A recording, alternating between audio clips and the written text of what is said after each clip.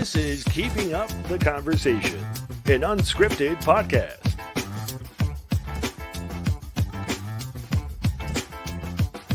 And now, here's your hosts, Tori and Big Ken.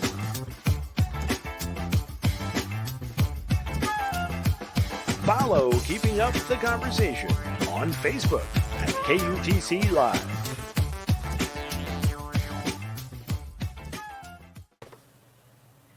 What's up, everyone? Welcome to another episode of Keeping Up the Conversation. I am your host, Miss Tori, joined by my super duper co-host, Big Ken. What's going on?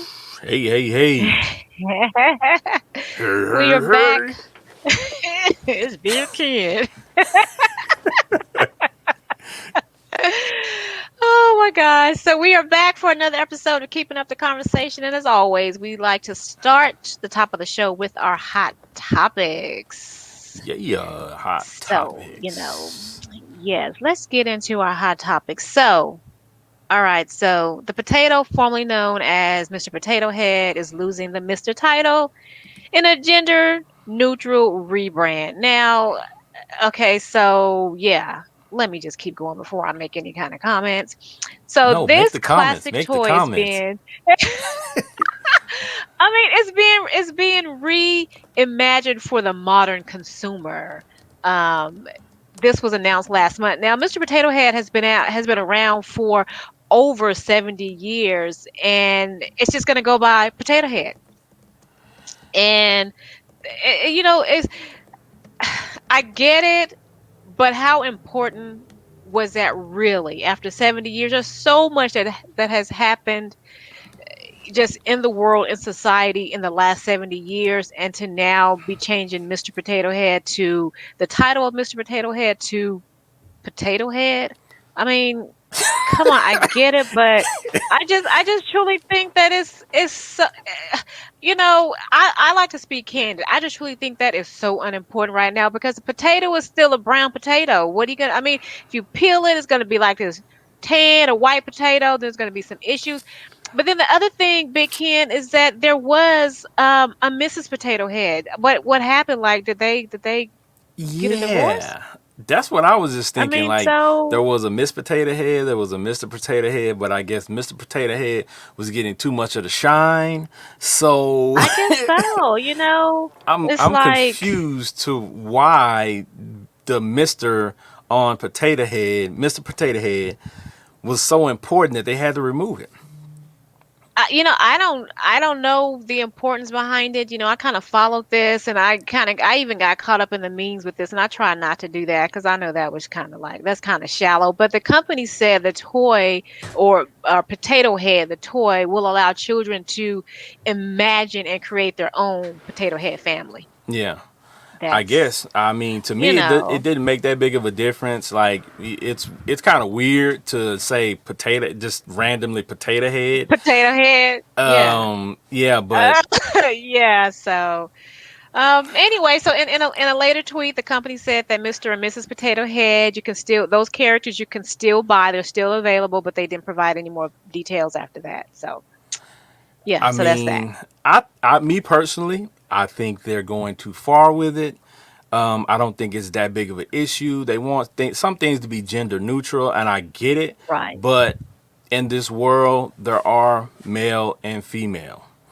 So if a Yeah. child is There. playing with Yeah. a toy, if a little boy wants to play with a toy and he wants to play with a Mr. Potato Head, he should have that Yes. that opportunity. Or if a young lady wants to play with a Miss Potato Head, or vice versa, if Yeah. you want to buy your kid a Miss Potato Head and it's a little boy, that's your business. Like, I don't think it's big Yeah. enough deal to It's switch it all I around. don't, and it's one of those things where if it goes unsaid, it goes unnoticed. You know what I mean? It's like sometimes where you have someone that may wear a blue shoe and a brown shoe, a black shoe. Nobody even notices it until you say something. No one. I don't think no one really cared about Mr. Potato Head right now. There's just too much other stuff going on. But you And know what? Get this.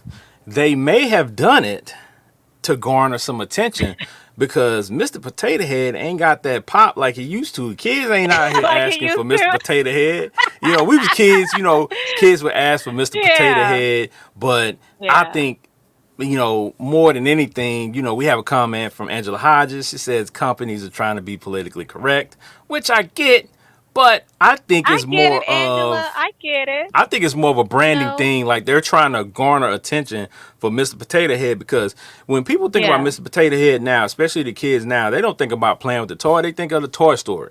They think of Mr. Potato Yeah. Head in the Toy Story before they think about the actual toy itself. Yeah. I get it. Well, do they have taters? Like is like taters like a baby? Do they have taters? I have no idea. To be quite honest with you, like I haven't, really been around Mr. Potato Head like that. Even as a kid, I never had a Mr. But then you Potato would Head. wonder, like, mommy, daddy, where did taters come from? Anyway, you know what? On to something I think they call serious, them because spuds, little spuds. why can't they be like tots, tater tots? Okay, moving. Okay. That's what I said. I want to move on because the more you let me talk about it, the crazier I'm going to sound. So, on a more serious note, everybody has heard about this. It has been in the news. It's absolutely ridiculous. But Governor Greg Abbott said he is rescinding the statewide mask mandate and capacity limits on businesses. And the change comes as a 7-day average of new coronavirus deaths remains 200. Um, you know, the deaths I believe we're talking about in Texas has been above 200 every day, and this rescinding this mask mandate goes into effect on March 10th, and the city council leaders have just urged the community or in the areas to still follow the recommendations from the health experts and officials that call for wearing face masks in public. But Texas is not the first state to end the statewide requirements for people to wear a mask in public. 15 other states either lifted their mask mandate or never even adopted one in the first place. I mean, I don't know. I'm gonna continue to always wear my mask, and I will say this: as sad as it is, and I know this show isn't one of those shows that we don't really look at things that are really sad. My cousin's friend, passed away. 2 3 days later, her husband passed away of COVID. Now you have these kids, young kids, without a mom and a dad because of something that could probably have been prevented. And so, the business part of it, I get it. I think that the Texas storms really cause a lot. It's like the businesses were already struggling, and then this storm happens, and Yeah. it makes them struggle even more. But still, I think that businesses should still be smart and just insist that customers that visit their establishments while they are open, wear those masks. I mean, what do you think about that? This is going to be a firestorm. It already has started, controversy on Facebook and, Instagram and other social media platforms, but it's going to cause problem in the stores, because we already know Hmm. you had people going to the stores that didn't want to wear the mask, making a big deal. So the fact that in some areas, it's going to be up to the store owner or something like that, or the store personnel, to whether they want to, allow people in without a mask or not.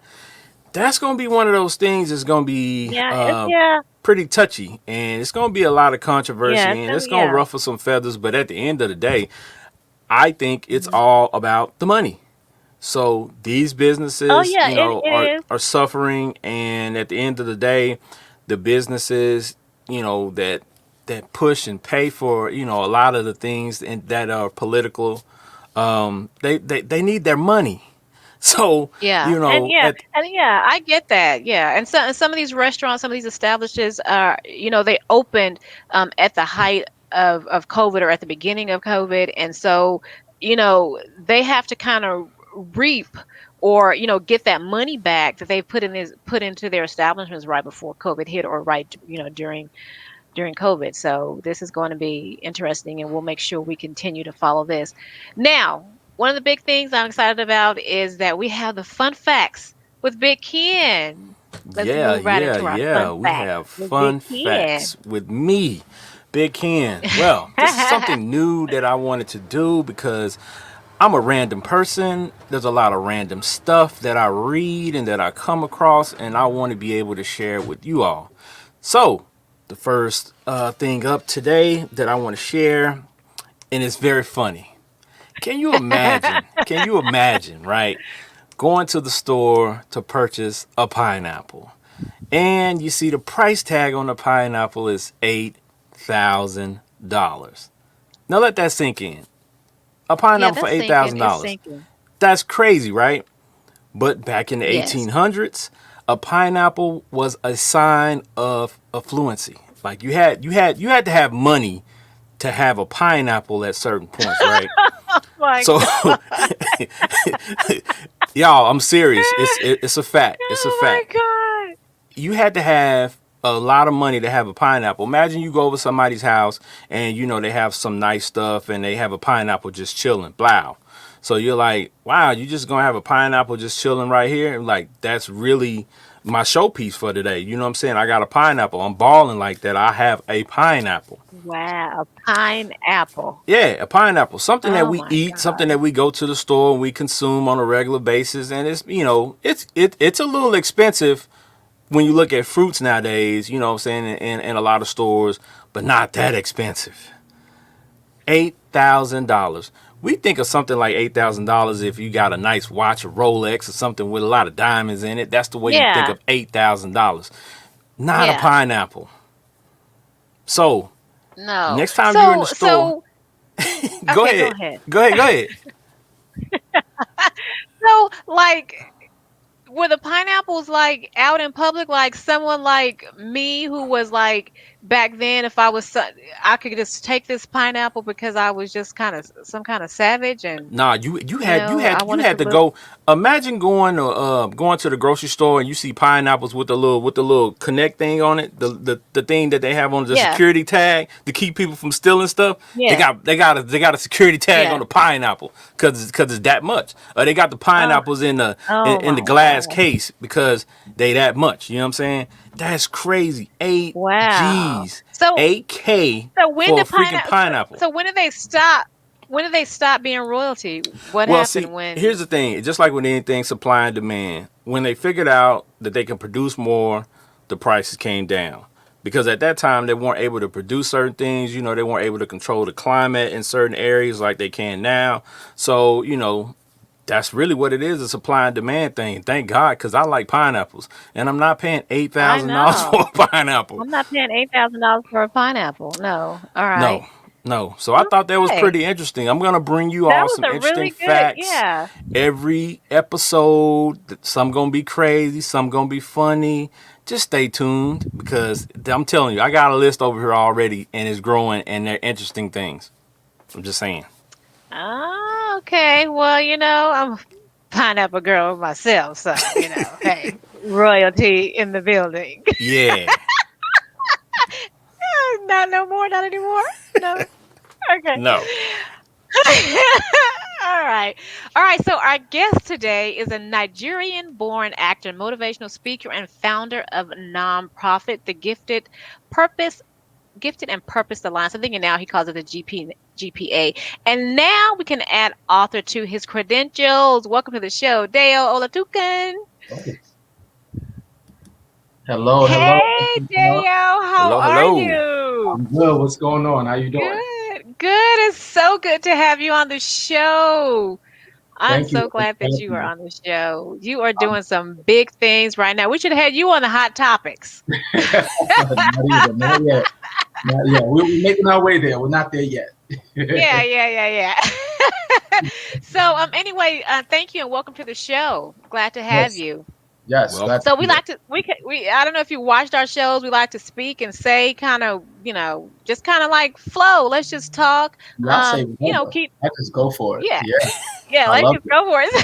All I right. just So shoot. okay. So, so you were born in Nigeria, but Yes. what brought you to Far Rockaway, New York? My How'd parents. you get here? I didn't have a choice in that. I was brought here, dragged here, kicking and screaming when I was 2 years old by my parents. My father got into business. He, got his citizenship papers going and all of that. And then ultimately, he was able to come back to Nigeria and get my mother and bring us to the States around 2 years old. We started out in Brooklyn. We Oh, was in okay. Crown Heights till I was about 8 years old. and then he ultimately bought a house in Far Rockaway. So that's how the Far Rockaway transition happened. And yeah, Far Rockaway is now Far Rockaway's home. That's home now. That's Well, home. we always like to our audience to know who you are, before we kind of dive into it. So tell us a little about you and about your family. I know you're married with some kids and stuff, so let's talk about that for a second.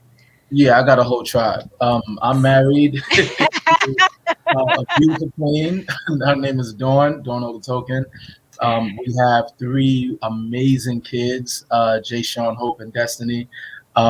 Yeah, Jay Sean is 18, on his way to college, thank God. Hope is Oh. 4, and Destiny is 2, going on 3. So, or they're all going on something. They're all progressing. Thank God. I had a question. What's that? Now, people, we're gonna get to it. He has an awesome book called Pipe Dreams. We're gonna get to, Yes, and sir. I had a question while we're talking about your kids. Okay. So I saw a trend in, like, with your kids, your girls, you named them Destiny and Hope, Okay. but your son's name is Jashawn. Uh-huh. Like, what's the difference? Like, did you have a certain reason why you named your baby girls Destiny and Hope? Was there like a message behind that, or it was just cool? No, there's no message behind it. So Jay Sean, when I married my wife, she already had a son. So right, he's my son. No doubt about it. But he was pre marriage, so that's how he got his name. Gotcha. Okay. Yeah. Makes sense. Makes Okay. sense. And Yeah. See, I we're asked, we're, like- we're trend follow. We're to follow the trend. See what's yeah, up with these because Yeah, I names. got you. I asked that too. I'm finna throw him off. I'm finna throw him off with this one. I noticed this one too. Now he has some siblings, Uh-huh. Michael, Mary, and Gabriel, Yes, and your name is Dayo. man, y'all gotta bring my parents on for that. That's something I've been asking. How y'all go from like how y'all do me like that?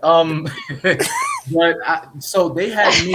Again, I was the only one born in Nigeria, Okay. so I got the full Nigerian name, Oladayo. Get the full shit. Oh, okay. By the time they got here, I guess these two Negroes decided to be Americanized and called it Mary and Michael and Gabriel. So the states got the best of them. Oh my They kind of left their God. Oh head wow. Yeah. back home. Okay, yeah, I like to ask Yeah. about the names because I know a lot of times names, tend to mean something. People go through this process in which they select names, and I thought that stood out to me in the Yeah. book when I was reading that. I was like, wow, Right, that's kind of interesting to me. yeah, all of our names have a meaning. I mean, of Yeah. course, their names are biblical names. Yeah. That's self-explanatory. But they have middle names that are Nigerian names as well, Yoruba name. My name, full name is Oladayo, which means a wealth of joy, abundance of joy. So we all have significance to our name somehow. Okay. Awesome. So although you've kind of moved to New York, and I kind of want to stay on the family just for a second. It just kind of gives our audience a little time to get to know you a little bit. So do you still maintain, like, you and your brothers and your family and your wife, do you guys still kind of maintain the culture of Nigeria? Do you guys still kind of hold on to that, or did you change when you went to New York? Mm-hmm. So yeah, we definitely know those are my kids. My kids like to just bust out the room after bedtime. Oh no, yeah, that's You okay. know, This is family. This is family. they're like, "Well, Dad, you doing something? All right, this is when we want to come out." So my kids are different, man. They're different. We maintain our culture. Like like in my house, if you so people keep telling us we need to have like these YouTube videos because when I bark at my kids, I always switch up into the accent. For whatever reason, the accent comes out and they know, okay, daddy's on his stuff again. Then they start running. We keep the language. I try to keep the language as much as possible. I try to, even though I'd be upset with them sometimes, I do it intentionally with the accent so they're constantly hearing it. When they go to grandma and grandpa's house, I remind them, stop speaking English to them, speak our language, speak Yoruba to them, to give them that culture. We go to events, different events, parties or functions that, that are held within our culture. So even my wife, like I told her, until we find out exactly like where your roots are from, you're Nigerian. So we're all, we maintain our roots. We are Nigerian to the core. There's no separating it for us. Oh wow, that's my business partner, he's Nigerian, Oh, and God bless. I remember when we first became business partners, and we were trying to learn each other's culture, and I told him, I said, so I said, so like in Nigeria, like how far like do lions come roaming into the city? And he was like, what? What are Whoa. you talking about? Wow. Okay. So this is where we're going tonight. This is where we're going tonight. All right. Wow. Look, Ken, Dale, look, I think Dale, it's your look, turn. I Dale, think it's your turn, Dale, Ken. Is it- Dale. I didn't know. I didn't know. Mhm, I didn't know. So he was like, mhm. "What? What are you talking about, lions?" Oh Yeah, my, you I tripping. can only So he, imagine. so he had I can only imagine. he had to pull up these pictures of he pulled up these pictures of Lagos, and he was like, "This is a Right, city," and I right. was like, Yeah, "Oh." And yeah. he's like, he's like, you literally have to get into a plane and walk miles and miles and miles and miles before you come in touch with the lion. And I was like, well, then how do people get attacked? And he's like, well, it's the farmers. They are way out there. He said, but you don't have lions roaming in the city. And I was like, duly noted, duly noted. Okay, I got it. All right, I'm sorry, Dave, I'm sorry. I shocked you. I can do that sometimes. I shocked you, Yeah. Look, Ken, I think, yeah. So, well, let me ask you this before I kind of move on to your I didn't book. see that one coming tonight. Look, let me ask this. I gotta know.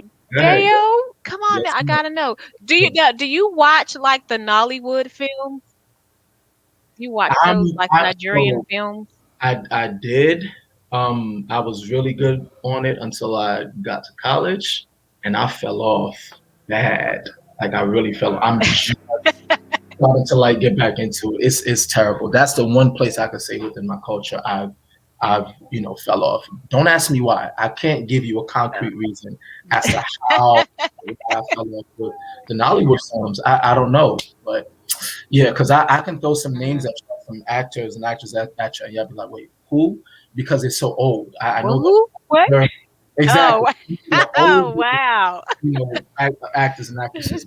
Newer ones, I'm just getting caught up. So wait, let's skip that question. Okay. All right, so you're a man of many many talents, and you know the Hollywood life. You've been around Hollywood for a while, like 15, 16 years. What was the experience like shooting your first feature with Cuba Gooding? Ooh, the experience was both surreal and so cold. We shot it in Connecticut in the middle of winter. Mm. So what people don't know is even though Oh wow. Ooh. when you watch it, it's set in Virginia in the summertime, but we were out there in 15, degree weather, just no tops. Oh my gosh. So it was. I'm not complaining. It was Wow. experience, but the first thing that comes to mind, it was so cold, and as cold as it was, I had no complaints because It as was someone getting amazing. their first feature, I physically felt what it was like to be in my element. I was legit in Wow. Dayo. I was the actor. I was everything I've been working so hard to be all of these years. And as cold as I was, I'm over here, shivering and all of this stuff. And I was happy. Mhm. I was so, like that. I couldn't You're have taking it all in, taking it all in. in the candy store.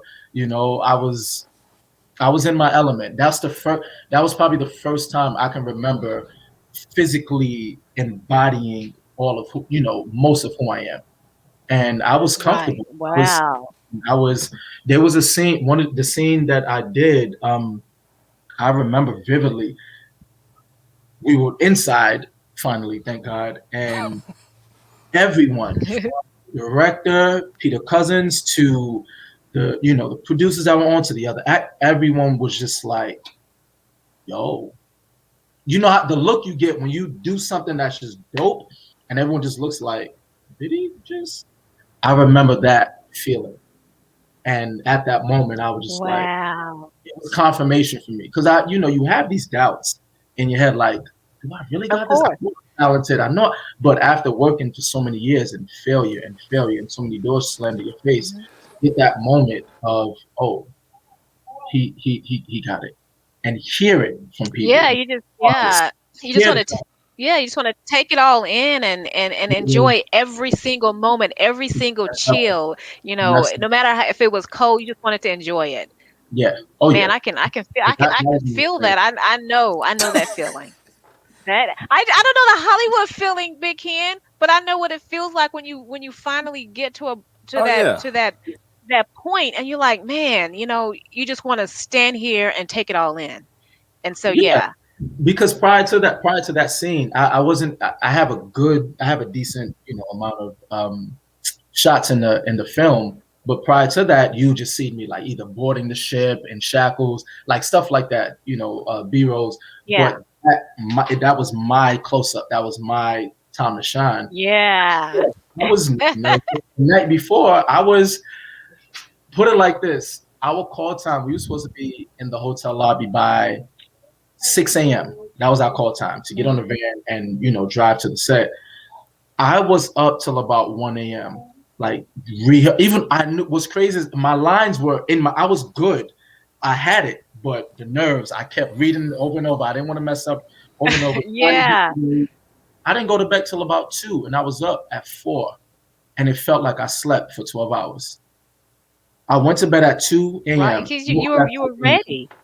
And I felt like I slept for 12 hours. I've never felt so much energy in my life. I opened my whole windows Mhm. like, y'all ain't up yet? Like nobody's up? Like I was Yeah. I They're was just probably like, so look at ready. this rookie.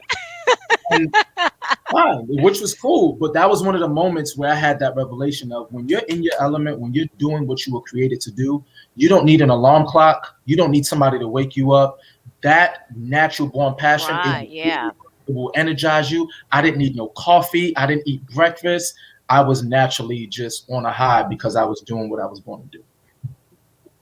Yeah, and that's one of those Awesome. That yeah, those great things that's amazing. that that sentiment is pointed out to me a lot of times by some of my mentors, where they always say, nobody should have to tell you to come get it. You should be, raring to go at everything that you want to do if you're really passionate about it. And that's what it sounds like in this situation. You were just that passionate about it that nothing could deter Yeah. you, and you couldn't even sleep. You wanted it that bad, and Yeah, that's just showing that how Yeah. passionate you were about it. definitely, Mhm. definitely.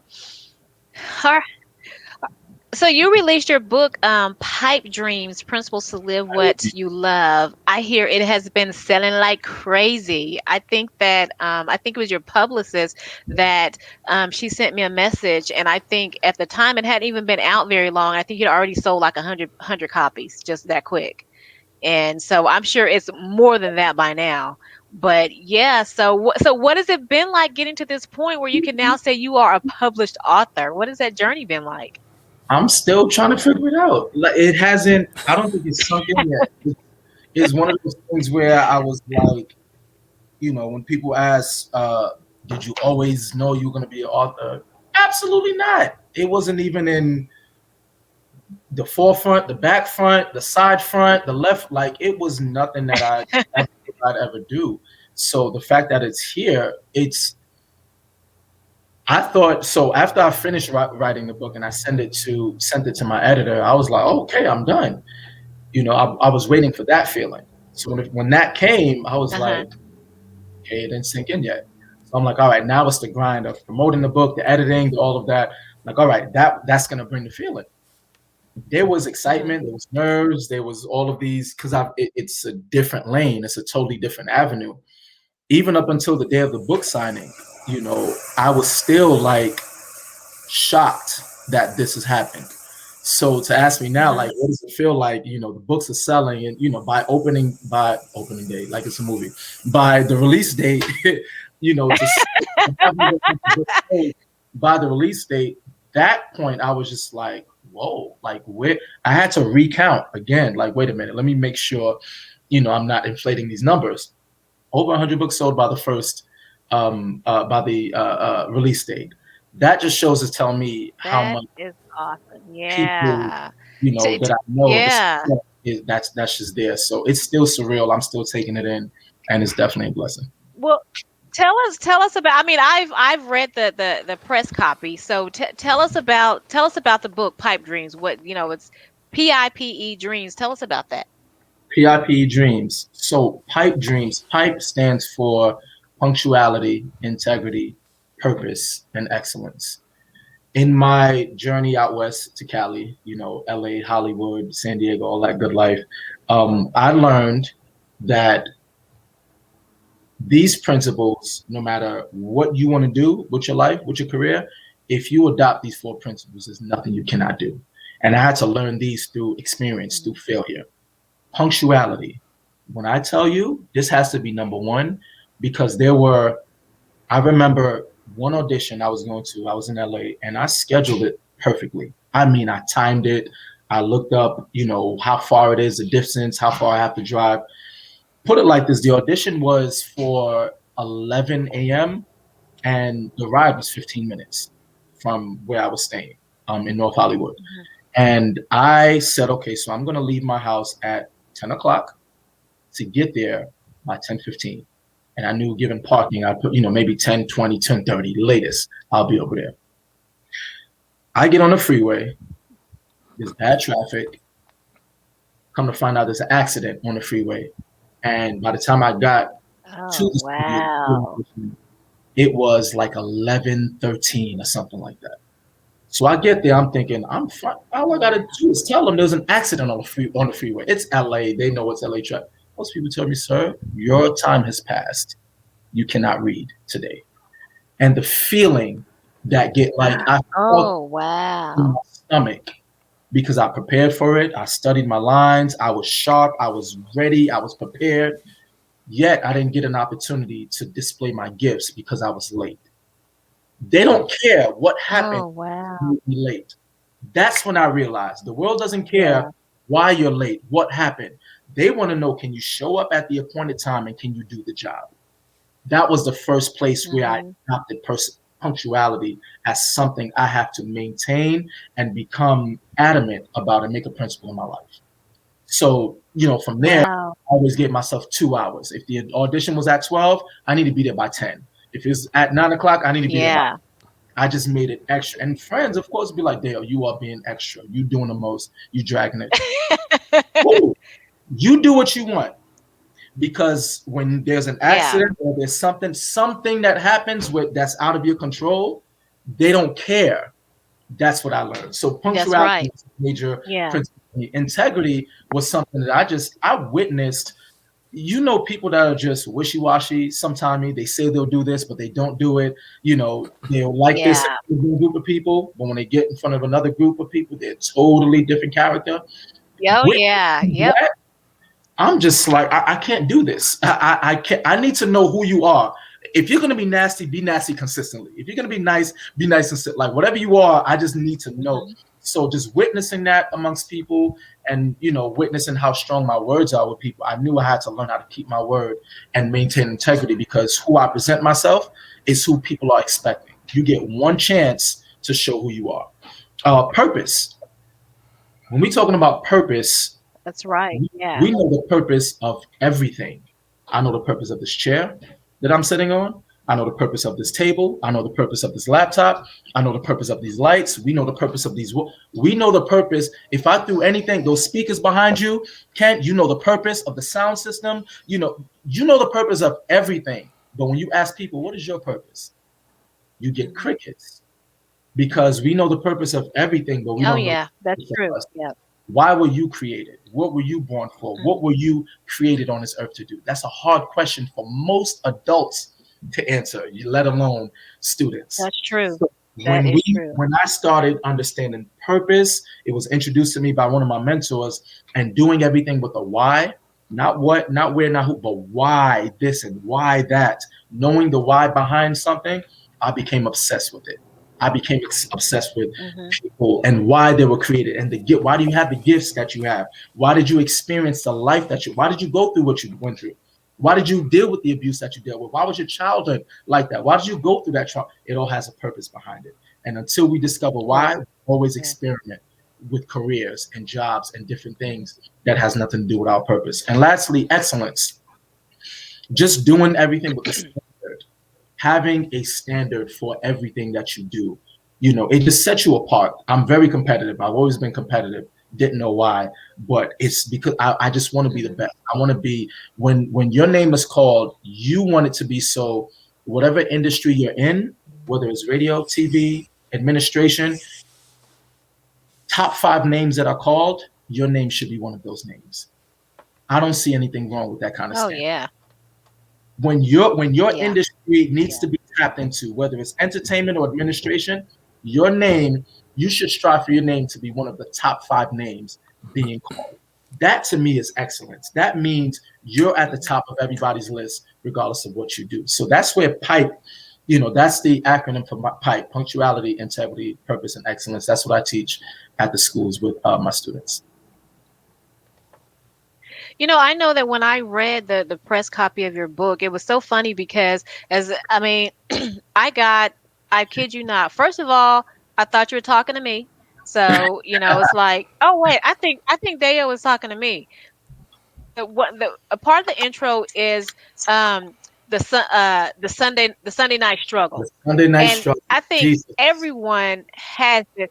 Oh my God, the Sunday night struggle. I was like, Dayo, are you talking to me? Because it's like, you know, I can totally recall times where I would literally be just having a good time, and then I think you were saying it was one of the Wayans brothers who was talking about just having a good time, and you think about, man, you know, I got to go to work on Monday, and so Right. you have to kind of limit the amount, how much time, how much fun you have, because you know you got to get ready for Monday, and Mondays used to be a struggle for me, especially at the time I was in a job that I did not like, and so I had that Sunday struggle, you know, and I'm so glad that you talk about the Sunday struggle.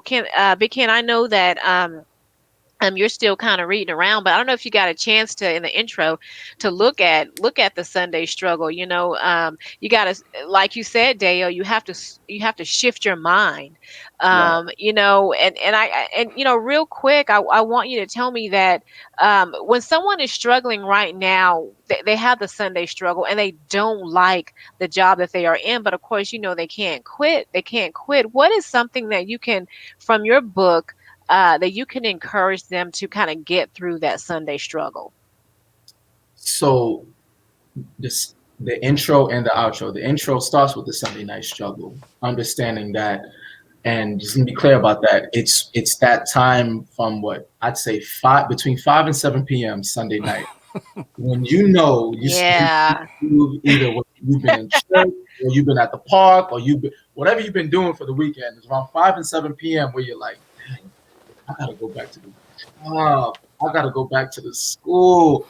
Your mind automatically just goes there because you know you got to get your stuff ready. You mentally, the weekend is over, and you got to go back to something that you either survive or you just don't like doing. It's identifying that and asking yourself, why do you feel that way? And it's simply because what you're doing is either, more than likely, is meant for you to just survive, whether it's your job or your school. You're doing it for more survival. That's in the intro. In the outro, the very last chapter, I put, what did I put? You know why I'm here. The Sunday night struggle and you know why I'm here go together. You know why I'm here. I talk about you knowing, I got it from Marshawn Lynch. Beast Mode. Yeah. When he started doing the interviews and he was getting fined and he's like, you know, I'm here. I'm just here so I don't get fined. Yeah. That mentality you take to your job. You tell yourself, you know why I'm here. You know why I'm doing this. So take that into the Sunday night struggle when you're like, oh God, I got to go back Flip that to, you know why I'm here. You know why I'm doing this. I'm Mhm. doing this so I can pay bills. I'm doing this so I can finance my vision. Here's where your job, your place of employment, your school, they do have benefits. They're helping you Mhm. invest and put equity into your vision, right? So when Yeah, you can yeah. comprehend that, it takes the weight off, the stress off of, I got to go back to this place again. Instead of, Mhm. I'm going to take 20% of this check and put it towards my headshots. Mhm. I'm going to take Mhm. 10% of this check and put it towards, getting my LLC. I'm going to take 10%. Mhm. Like you have, thank God that you have a job in 2021. Yeah. That's the first thing. Mhm. Understand that Right. and flip your mentality to, you know why I'm here, Dayo. You know why I'm here, Tori. You Mhm. know why I'm here. You're talking to yourself, knowing this is just a means to an end. It's like a flight that has a Mhm. layover, right? If I'm going from New York to California and I have a layover in Phoenix, I'm not about to put a down payment on an apartment in Phoenix. Why would I do that? Right. It's a layover. Yeah. It's a stop. It's an hour or it's Yeah. 7 hours. I'm not going to invest in Phoenix. I'm laying Right. over in Phoenix. My final destination is California. That's where all my investments Mhm. are. That's where where I'm paying rent, where I'm doing whatever the case may be. What we've been doing for years is we've been putting too much investment in our layover. Your job, your job, Oh, your good one. Good your one. those are layovers. You were meant to be there for Mhm. a period of time to develop certain skills, to network with certain people, to learn and gain, certain experience and to mature in certain areas. Now take that experience, take that network, take what you've learned and put it towards your vision or your dream, your pipe dream, what you're trying to do. Put all of that towards your final destination. There are things that we learn in our layovers. There were conversations when you have a flight and you have a layover, you meet people, you have conversations, you have an experience that you never thought you would have had. What do? Mhm. You take that into your final destination. You talk about it and you build on it and you keep those relationships. That's what your job was meant to do. Build And relationships And and you know what, Dale, that I think that that is totally true because I know that years ago when I was in that point where I was just when Sundays came, I was just so unhappy to get up and go to that job. One of the things I did was exactly what you said, is I looked at that job as this job is investing in this yes. thing that I'm trying to do. And that's your book was spot on because that's exactly what I did. I'm no longer at that job. I'm doing stuff that I really, really love to do because I had to switch my mentality, my mindset into saying that, okay, like you said, that job was my layover. Right. And I have to get to that next destination. And I literally did exactly what you said. I took it and I invested in my future. And um I think, yeah, definitely that was Hmm. spot on. The other thing that I like in your book is sacrifice, because I'm still learning now how to I make these plans, and sometimes people will ask me to do this and this and that, and then I find myself trying to rearrange my schedule for them, Mm. like make it, and I'm like, You do it. I cannot do that. Yeah, and I've slowly learned how to be like, no, I can't do it. I can't, and when I saw sacrifice, I was like, okay, Deo, yeah. And it really is crazy, Deo and Big Ken, because I'm telling you, when I read the book, it literally looked like, it really felt like, okay, he understands. He understands Yeah. people. He understands what people go through. And it's almost like a life book, a life coaching book. The things that you talk about. Yeah, Um, this definitely you falls know, into the self-help category for me yes, it because I really, really mean, does. a lot of the principles that he talks about in the book, like I subscribe to those as well. And like he was talking about, doing what you're passionate about. I often talk to people about a concept I call passion over paycheck, Mm. which means that you're working somewhere for a paycheck, but you're investing in yourself while you're making that paycheck and working towards your passion. So one day your passion can become your paycheck.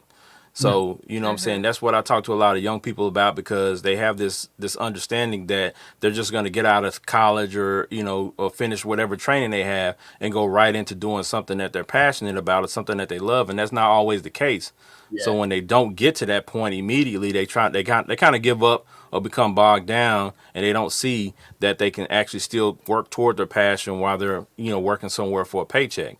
Absolutely. So, those ideas that he, put forward in the book were, spot on with the way I think and the way I look at things as well. As far as, the Sunday night struggle, I had to start looking at it like, thank God I have a job to go to on Monday. So, Right. Right. that Yeah. just propelled me even more to Yeah. say, you know what, Monday's Right. not a bad day, because I could be unemployed. So because I am employed, let me get up and enjoy this Monday and go to work. Exactly. So Yeah. Dale, why do you think that people have such a hard time finding their purpose? Because for most of us, particularly us people of color, us disenfranchised people, we were brought into the world and trained for survival. We were never trained to thrive. We were never trained to excel. We were trained from the moment we were born to survive. So Hmm. forget what you love doing, forget what you like, forget your passions.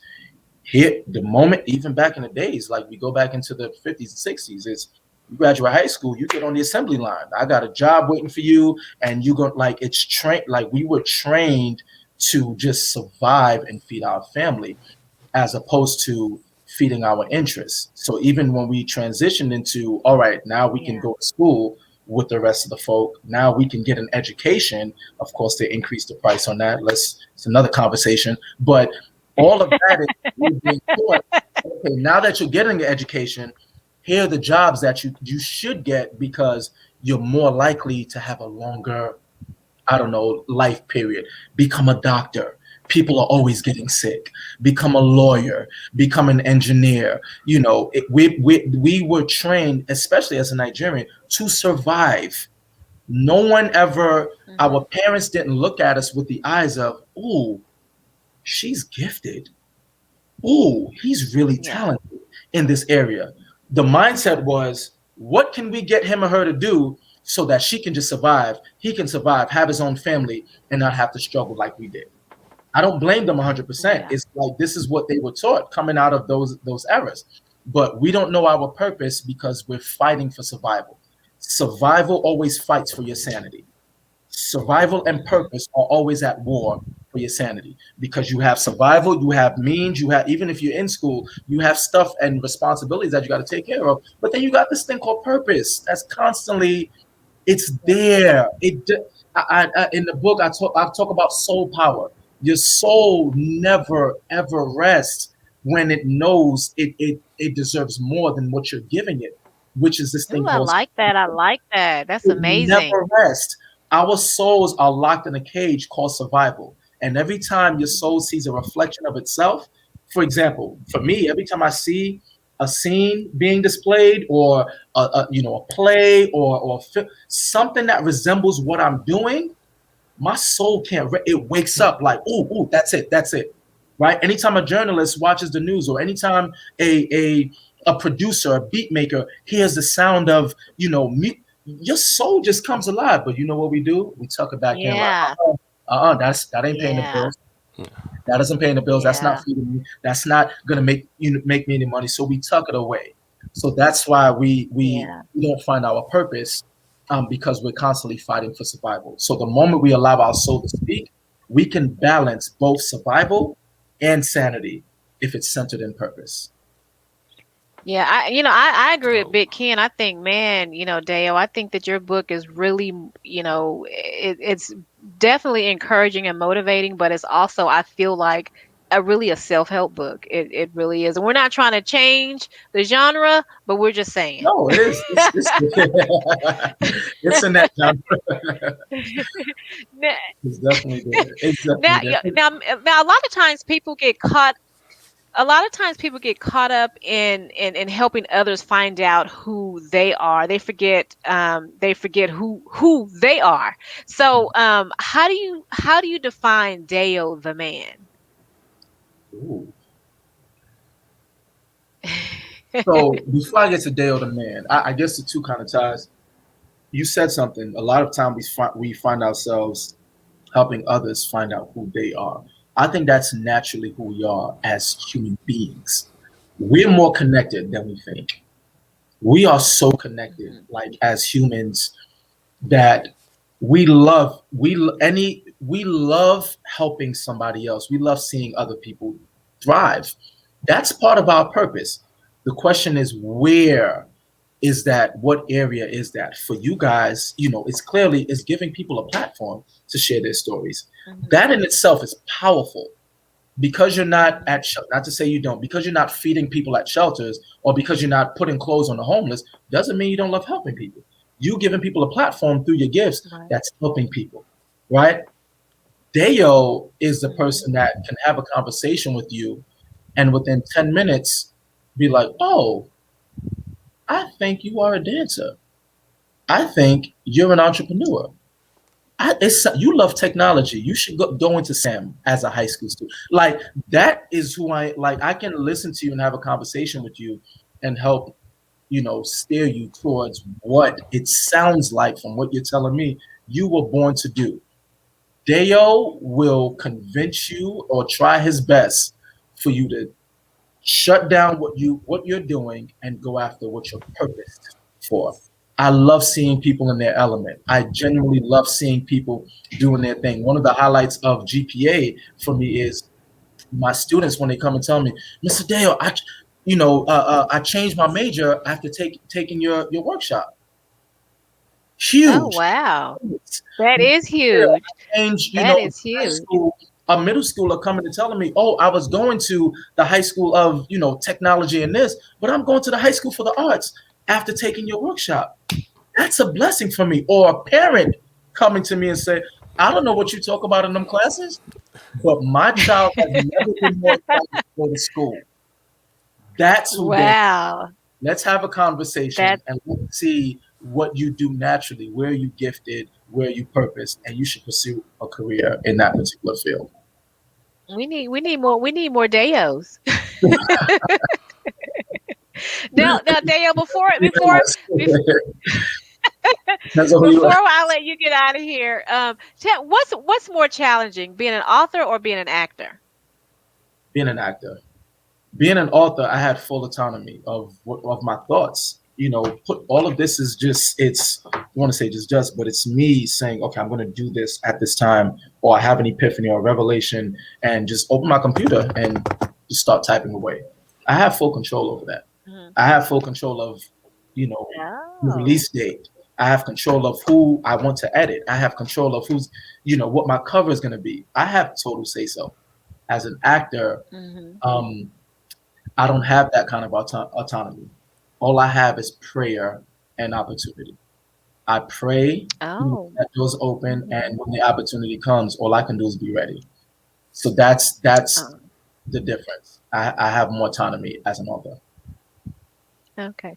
Well, for those of you guys that don't know, I kind of been keeping a little secret. Dale is going to be on the spring cover of Black Line magazine. I can't wait to have him. I saw his the photo shoot and I was like, "Okay, Dale." So Thank I'm you. I'm Thank really, you. yeah, really excited about that. A part of this I'm interview will excited. also be in there. Yeah, I can't wait to plop you on that cover. So that should be it's about in about 2 weeks. But thank you, Dale, so much for being just a beacon of hope through your words, and then of course your service to the youth, which is always important. Thank you. Cultivating those boys to men and those girls to women. That's very, very important. And Thank you. if you want to get a copy of Pipe Dreams, it's on your website, right, Dayo That's, Olatokun.com? that's it. Okay. Dayolatoken.com, Amazon, uh, all these. It's on everywhere books are sold. Dayolatoken.com, Amazon, Barnes and Noble, eBooks, Nook, Apple Books. Awesome. Yeah, everywhere books are sold.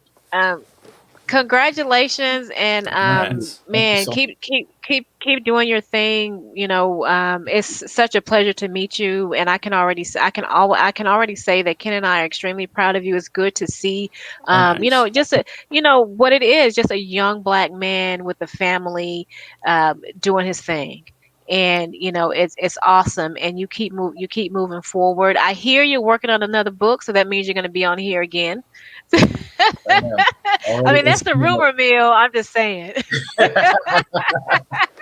That, and he's gonna have some big movies coming too. He's gonna Oh have some big yeah, movies coming. yeah, Yes. Some yeah. stuff maybe he doesn't even know yet, but it's coming. So I can say, I you know receive what? it. That's I right. receive it. We interviewed him, you know what I'm saying, I before he receive that. took off, before he I became receive Denzel that. status. We talking Yeah, big. exactly. So exactly, Thank you. Dale. So you Thank don't you forget so about the little much. people, okay? Absolutely not. Listen, let me just give you guys your flowers, man. Just giving somebody like me an opportunity. Like I said before, just you guys giving somebody a platform to share their story or to encourage or whatever it is that they do, that within your purpose is amazing. I don't know how many lives you've already touched, but you guys have so much Oh, impact that's coming your way and so many testimonies that's going to come your way because of the platform you guys have set. So thank you, Tori. Thank you, Big Ken. I appreciate thank Thank you, you. man. Thank you you. guys. Really Thank you for being appreciate on you. the show. And I'm about to hit Amazon so I can order this book because I need it Go like ahead. ASAP. That's right. Go ahead. Yes, sir. All right, bye, Deo. All right, see ya. What an awesome man. Just Yeah, totally y'all, awesome. I'm not exaggerating when I told Tori, we have the press copy and I read through it, and a lot of the same mentality that I have is in this book. So I'm telling you, go I to know, that's what Amazon. I said. Yeah, go to Yeah. Amazon and buy this book. Like, I'm not just telling you this because we had Dayo on the show tonight. I really like this book.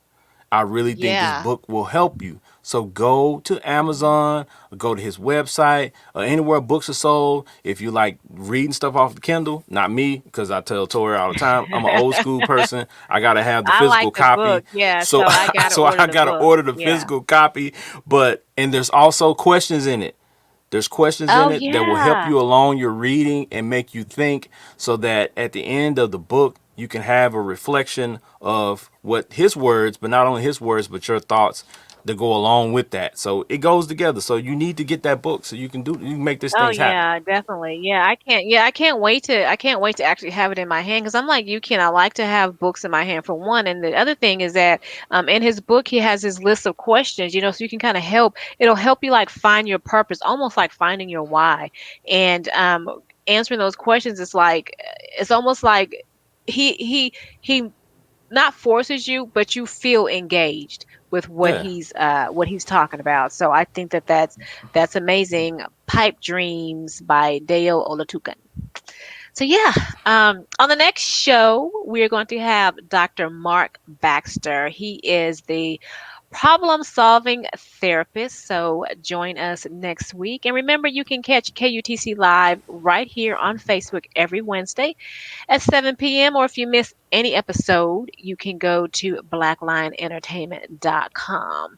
All right, every week I end the show on a positive quote, and this week's quote is: Today will never come again. Be a blessing, be a friend, encourage someone, take time to care. Let your words heal and not wound. Until next time, Make sure you keep up with the conversation. Peace. peace.